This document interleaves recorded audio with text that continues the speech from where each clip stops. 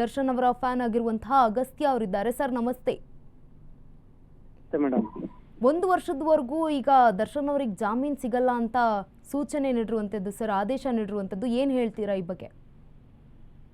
ತುಂಬಾ ಬೇಜಾರಾಗುತ್ತೆ ಮೇಡಮ್.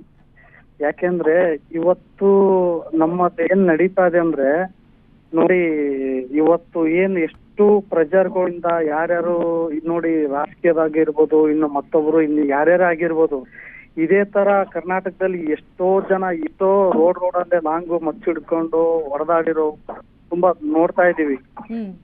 ಈ ಇದ್ರ ಮೇಲೆ ಕೇಸ್ ತಾಳ್ದಿರೋದನ್ನ ಬೇರೆದ್ರ ಮೇಲೆ ಏನಕ್ಕಿಲ್ಲ ಅಂತ ನಮ್ ಸರ್ಕಾರ.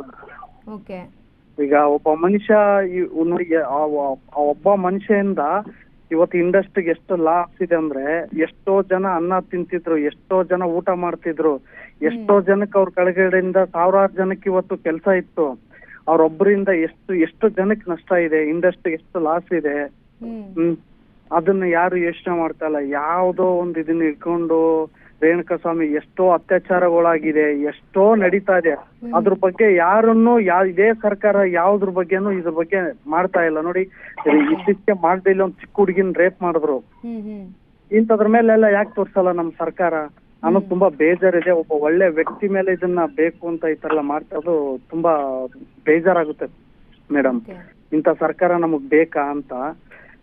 ಮೇಡಮ್, ಒಳ್ಳೆಯವ್ರಿಗೆ ಒಳ್ಳೇದ್ ಆಗೇ ಆಗುತ್ತೆ. ನಾವೊಂದ್ ದೇವ್ರ ಮೇಲೆ ನಂಬಿಕೆ ಇಟ್ಟಿದೀವಿ, ಆದಷ್ಟು ಬೇಗ ಬರ್ಲಿ ಅನ್ನೋದೇ ನಮ್ಮ ಮನ್ಸಲ್ಲಿದೆ. ಬಟ್ ಆದ್ರೆ ಇವತ್ತು ಆಗಿರೋ ಘಟನೆ ತುಂಬಾ ಬೇಜಾರಿದೆ ಮೇಡಮ್. ಎಲ್ಲ ಒಂದು ಆಸೆ ಇತ್ತು, ಬಾಸ್ ಹೊರಗಡೆ ಬರ್ತಾರ ಅನ್ನೋದು ಆಸೆಯಿಂದ ಇದ್ವಿ. ಬಟ್ ಆದ್ರೆ ಎಲ್ಲೋ ಒಂದು ತುಂಬಾ ನೋವಾಗ್ತಿದೆ.